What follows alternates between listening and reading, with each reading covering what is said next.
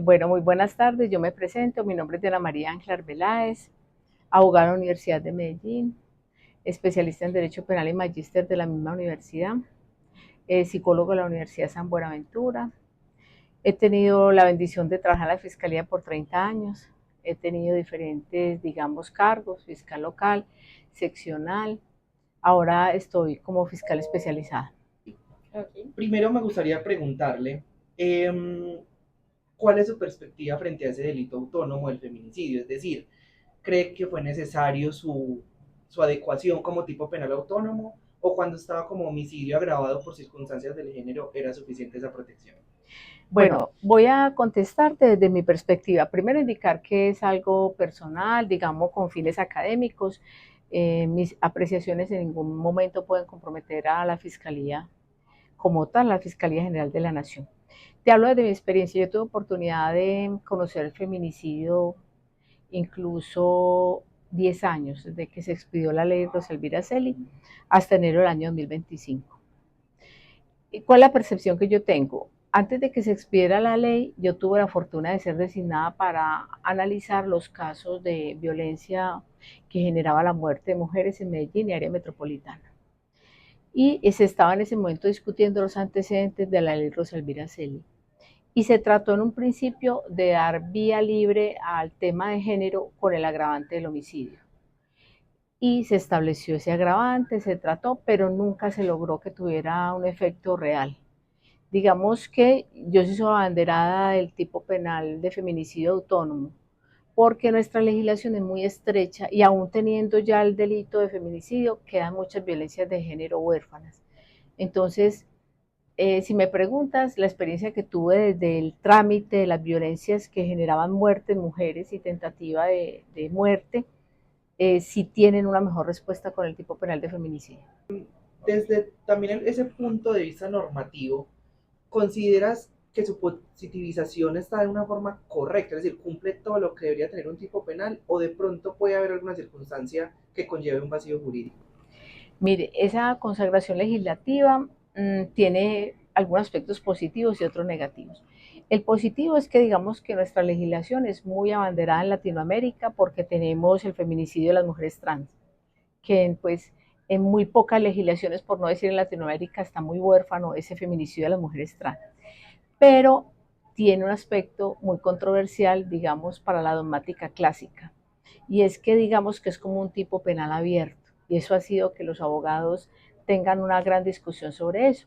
Porque se dice que, digamos, las causales que configura el feminicidio del artículo 104A son meramente ejemplificadas, ¿cierto? No son taxativas, ejemplifican las situaciones y dan a entender que es como un tipo penal abierto. Entonces, en ese sentido, ha habido, digamos, muchas dificultades. En 10 años que yo tuve la fortuna de tramitar feminicidios en Medellín y área metropolitana, tuvimos la siguiente experiencia. En principio, hubo una gran resistencia en los operadores jurídicos a entender y aceptar la figura del feminicidio. Todavía la hay, pero no tanto. Digamos que después de tantos años de la ley de Roselvira Celi, se logra admitir el feminicidio, por ejemplo, que ocurre en el contexto de la violencia de pareja. El feminicidio íntimo creo que lo aceptan, pero hay otros tipos de feminicidio que no son entendidos y no son aceptados. Por ejemplo, yo no sé si ustedes sabían que en la doctrina el verdadero feminicidio no es el feminicidio íntimo. El verdadero feminicidio, digamos, el más paradigmático es el feminicidio por el agresor desconocido, que es cuando un agresor desconocido ataca a una mujer, la instrumentaliza sexualmente y luego la mata. Digamos que ese es el más, digamos, que se adecua jurídicamente a la figura. Hay, por ejemplo, feminicidios por línea de fuego. Todavía no se le ha abierto la puerta adecuadamente a ese tipo de feminicidio. Feminicidio en contexto de grupos armados, cuando la mujer es instrumentalizada solo por ser la compañera del contradictor y se le da muerte por esa circunstancia. Y es que el feminicidio tuvo como un desarrollo distinto a las demás conductas punibles. Primero, fue una consagración que no surge del querer de la ciudadanía, no. El feminicidio viene y nos confronta con los estereotipos, con lo que no queremos saber, a lo que no le queremos dar nombre. Entonces fue una lucha. Y la segunda, que digamos surgió para nosotros los operadores, surgió más como una capacitación desde la doctrina y no desde lo legal. Entonces, cuando yo empecé a ejercer en el feminicidio, venía cargada de una argumentación de la ONU, de todo ese trasegar del tema del feminicidio, para venir a explicarles a los operadores que no aceptaban ni entendían siquiera la consagración legal de un tipo que se consideraba abierto. Entonces, esta conducta punida va como en contravía, de alguna manera, de esos estereotipos de la sociedad y encuentra mucha resistencia por eso. Entonces, para ir redondeando la idea, tú me dices, ¿la consagración del feminicidio en Colombia está completa? No, pero es porque tenemos un problema. Nosotros estamos establecidos por bienes jurídicos que han sido tradicionales, delitos contra la vida, contra el patrimonio económico, la familia. Entonces viene el feminicidio y es ubicado en un delito contra la vida, que normalmente es de resultado. Entonces se quedan muchas situaciones donde la mujer siente una amenaza permanente a su vida, pero no puede ser configurado como tentativa de feminicidio, porque al ser un delito de resultado se requiere, digamos, que el sujeto agente empiece la acción y cause un daño.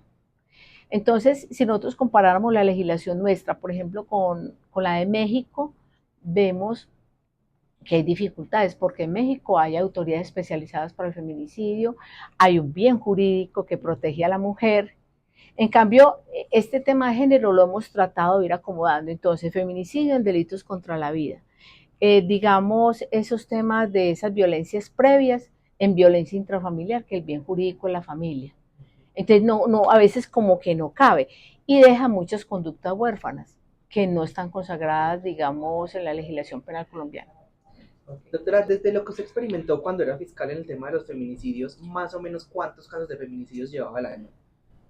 Muchísimos, porque yo tenía la fortuna de que URI, digamos la reacción inmediata, que ahora se llama diferente, el grupo de capturas en flagrancia, y todos los fiscales que estaban en la área metropolitana adelantaban las audiencias preliminares, es decir, o solicitaban la orden de captura o tramitaban las situaciones en flagrancia y yo iba al juicio.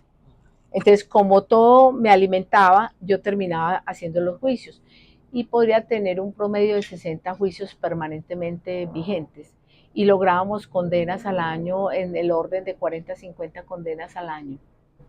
¿Podría explicarnos desde su experiencia como fiscal realmente cuáles son esos elementos dogmáticos que exige el tipo? Es decir, su tipicidad subjetiva y su tipicidad objetiva.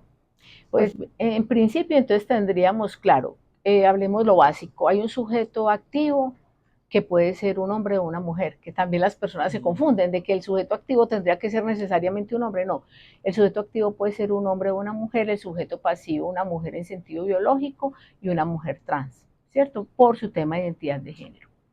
En cuanto al comportamiento, acorde con el bien jurídico de la vida, es realizar actos idóneos, inequívocamente dirigidos a causar la muerte, o que ese proceso se interrumpa por un tercero y nos quedaríamos en el conato o en tentativa. O sea, hay como una acción. Y la jurisprudencia vino elaborando un concepto muy interesante, que había un elemento subjetivo especial, que era precisamente por esa condición de ser mujer.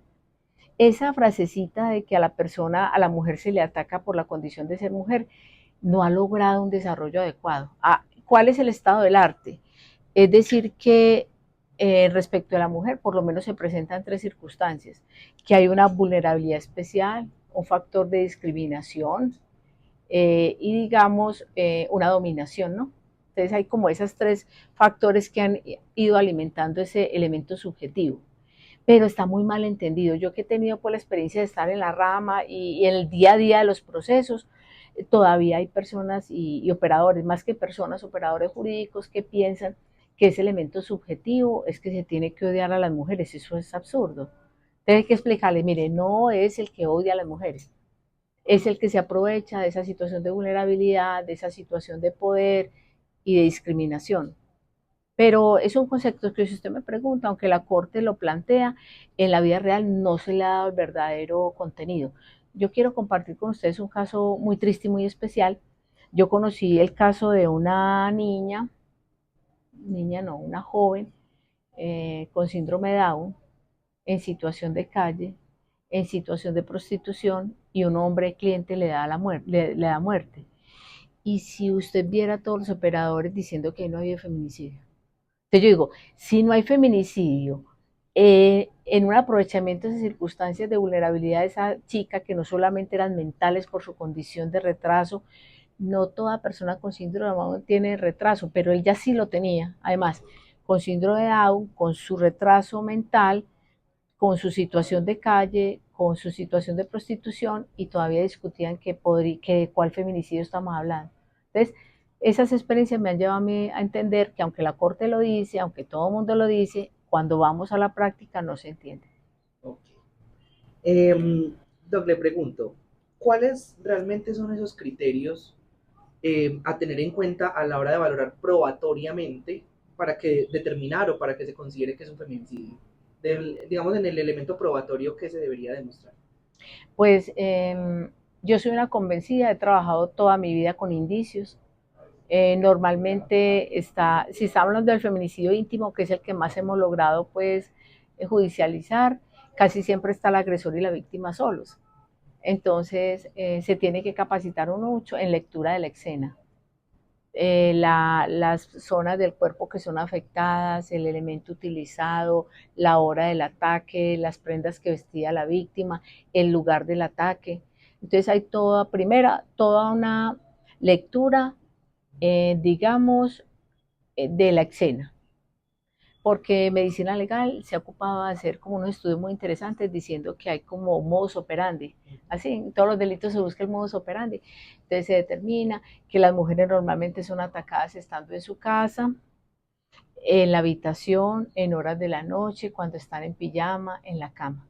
Entonces se va haciendo primero probatoriamente una lectura muy concienzuda de la escena de los hechos. En segundo lugar, recoger todas esas declaraciones que nos muestran el ciclo de violencia, ¿cierto? Ese estándar de la debida diligencia en los delitos de género, explicando por qué, porque todavía los operadores empiezan a decir, especialmente los defensores, es que si era tan violentada porque no hay noticias criminales, porque no hay rastro de esa situación. Entonces, un segundo orden probatorio son todas las personas alrededor de la víctima. Su familia en primer nivel, en segundo nivel sus amigos, en tercer nivel lo laboral. Otra prueba súper importante son los informes periciales de medicina legal, porque esos informes periciales de medicina legal, especialmente el de necropsia, nos van a permitir entonces también hacer una lectura indiciaria. Medicina legal es muy abanderada en el tema de aplicar el protocolo de feminicidio en las necropsias de mujeres, que es un protocolo distinto al que se hace para otras personas. Entonces ya tenemos, y finalmente me ha gustado mucho el tema técnico, o sea, hacer búsquedas selectivas en bases de datos. Es impresionante lo que se logra observar. Mujeres que en un día puedan recibir 300 llamadas de la misma persona. Entonces eso va mostrando esos patrones de esas relaciones tan absorbentes que tienen las mujeres. Entonces, si tú me preguntas en conclusión, pruebas importantísimas, evidencias físicas, escena de los hechos, también tenemos pruebas importantes las testimoniales, también tenemos pruebas importantes técnicas, y también acudir a profesionales, como es el tema de las valoraciones del riesgo. Esos profesionales son muy valiosos también. Ok. Doc, nosotros conocemos la existencia de la circular 004, la directiva 004, que nos habla realmente de cómo se debe llevar la investigación y los procesos con respecto al feminicidio. En ella se establece que siempre que el sujeto pasivo sea una mujer, la fiscalía debe dar inicio a la investigación como un feminicidio. Y si durante la investigación pues, se descarta la idea del feminicidio, hacer el cambio de esa calificación jurídica. ¿Considera usted que este debería ser el deber ser o debería ser, digamos, al contrario? Iniciar como homicidio y que en el transcurso, si se dan los criterios, hacer la calificación al feminicidio. No, no, yo estoy de acuerdo con ese estándar internacional. Debe empezarse teniendo la sospecha fundada de que es un feminicidio. ¿Y saben por qué ese estándar internacional tiene toda su valía? Porque se han hecho estudios también de cómo mueren normalmente los hombres. Entonces los hombres mueren por causas en su renglón, mueren principalmente en temas de violencia. luego vienen accidentes, especialmente por motocicleta. Pero cuando se determinan cómo mueren las mujeres, es ahí donde adquiere sentido el feminicidio. Las mujeres normalmente mueren en el contexto de su propia intimidad. Entonces muchos hombres dicen, ¿por qué no hay, por ejemplo, androcidio, que es el homicidio de los hombres por condición de ser hombres? Sí los ha, históricamente los ha habido, en otros países aquí no. Porque es que, claro, cuando hacemos ese estudio, digamos, casuístico, cómo mueren los hombres y cómo mueren las mujeres, vemos que es menos el porcentaje de mujeres que mueren. Claro, ¿por qué? Porque nosotros estamos en ese rol de la intimidad y el hombre está más afuera, ¿no? Entonces, yo estoy de acuerdo con ese estándar. ¿Y saben por qué? Si lo invirtiéramos, pasaría lo siguiente, que ya cuando se sospechara de que hay un feminicidio, muchas pruebas se hubieran perdido, que es el tema de la escena, ¿no? No se aplicaría de manera preferente el protocolo de feminicidio en el caso de la inspección. Se perderían huellas importantes, por ejemplo, las fotografías de mordiscos. Mire que, por ejemplo, ese informe pericial que se utiliza, el protocolo de feminicidio, hace una abertura de todos y cada uno de los órganos para ver lesiones antiguas, fracturas antiguas, hematomas en resolución, etcétera. Entonces, mire, si invirtiéramos el estándar que se considerara un homicidio normal y luego feminicidio, muchas pruebas en el camino se perderían. Okay. Doc, ¿cuál es esa protección que le da la norma y la corte a las mujeres transgénero en el delito de feminicidio? Transgénero y transexuales. Protección. Lo que pasa es que la Fiscalía General de la Nación, digamos que es un órgano represor, nosotros no somos preventivos, pero yo cambiaría, si me lo permites, no sería protección, sino, digamos, cómo hacemos esas visibles, esas violencias contra las mujeres trans. Es que con las mujeres trans pasa otra cosa, que como era un grupo, también se determinó que dentro de las mujeres había un grupo de mujeres trans, pero que tenía unos ciertos factores que los alejaban, digamos, de la tutela judicial, porque no creían en la, digamos, en la actividad judicial ni en la actividad policiva, porque las mujeres trans tienen una familia que es secundaria y no primaria. Muchas veces su familia primaria las ha rechazado y adquieren una familia secundaria. Entonces, digamos que ellas se mantenían como muy alejadas de esa tutela judicial por varias circunstancias, entre ellos por prejuicios de las autoridades, ¿no? Porque siempre que veían a una mujer herida trans, es que usted es muy peleadora, ¿no? Los estereotipos, es que todas las mujeres trans se meten en lo que se meten porque son muy peleadoras. Y había una situación demasiado triste y era que no se había visibilizado que cuando las mujeres trans, no todas, algunas se dedican al, digamos, al trabajo sexual, eran muy violentadas por los clientes. Entonces nadie las protegía, no nos dábamos cuenta qué es lo que pasaba en ese ámbito. Cuando viene todo este movimiento internacional de tener en cuenta ese tipo de minorías, que es la LGTBI, pues se abre todo un campo, ¿no? De visibilizar esas violencias. ¿Qué grandes avances he visto? Por ejemplo, reconocer eh, el Tratado Internacional de Yakarta, permitir que las mujeres trans sean conocidas por su nombre identitario, que no se les obligue al cambio de sexo, ¿no? Porque muchas personas su ignorancia dicen, es que si quiere ser trans tendría que hacerse la operación de cambio. No, eso no es cierto. O sea, esa lectura de derechos humanos en torno al tema de las mujeres trans visibilizó las violencias. O sea, ¿cuál es el avance que yo he visto en Colombia? Y poco, porque todavía estamos en ese trabajo. Es visibilizar esas violencias que sufren las mujeres trans y entender un poco su mundo, o sea, cómo se desenvuelven en la sociedad, cómo es esa relación con esos clientes, esos sufrimientos que tienen. Es hacer visible como hemos venido haciendo con el tema de las mujeres víctimas de violencia. ¿Cuáles son los criterios para determinar el feminicidio de una mujer trans? Bueno, estos son más complicados, porque si para las mujeres en sentido biológico la cisgénero ha sido difícil, para las transgénero más. Mm, los criterios que se tienen, primero, un criterio sospechoso, que precisamente se trate de una mujer trans, ¿cierto? Entonces, eso. Segundo, que al leer la escena se observe que esta persona no solamente tiene esa identidad sexual, sino que físicamente así se determina por las características secundarias, por la forma en que viste, por su cabello, digamos, por la forma en que se maquilla.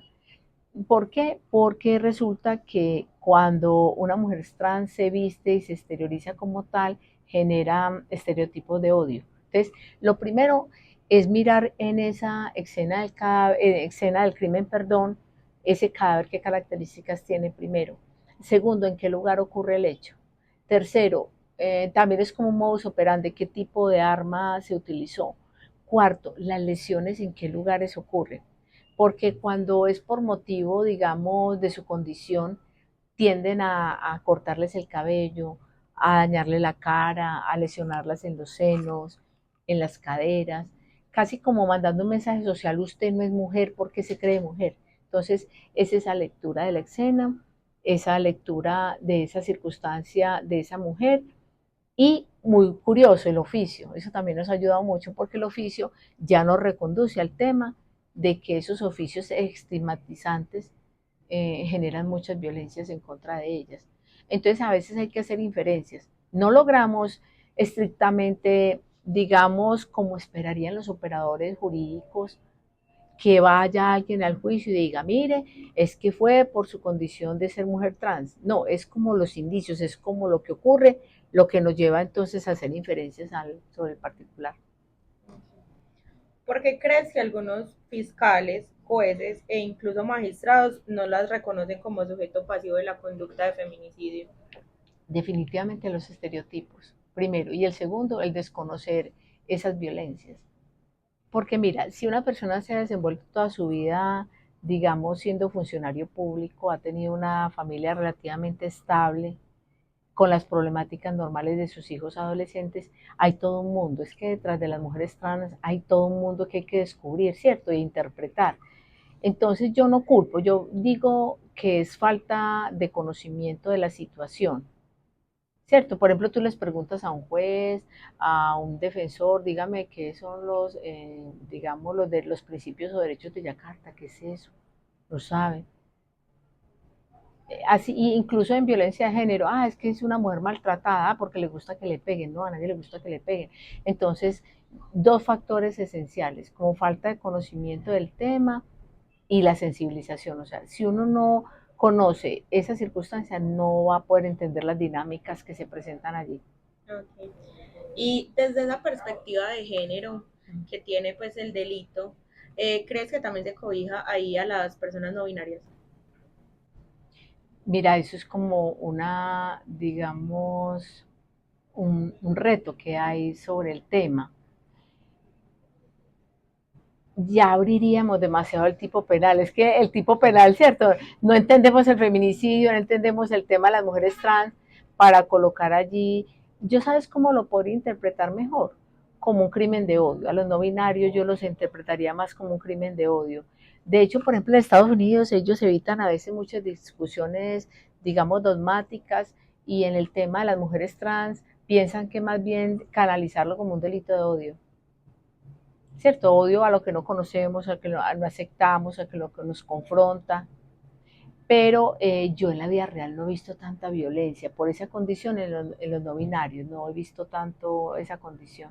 Yo noto más es como el malestar de las mujeres trans causan más malestar que los no binarios. ¿Cierto? Los no binarios a veces se ven como hasta moda, ¿no? Como estás en la moda, pero como que las mujeres trans como una afrenta que representa pues a este machismo que tenemos, es como una afrenta, no sé por qué se sienten afrentados los hombres, porque mira que las mujeres no lo sentimos así, ¿cierto? Uno es una mujer, entonces ve una mujer trans, pero el hombre se siente como afrentado frente a esa situación por el machismo y genera la reacción. En contra de los no binarios no detecté en mi tiempo de litigio en ese tema agresión por esa situación. Ok, eso sería todo. Listo, Bueno. Muchísimas gracias.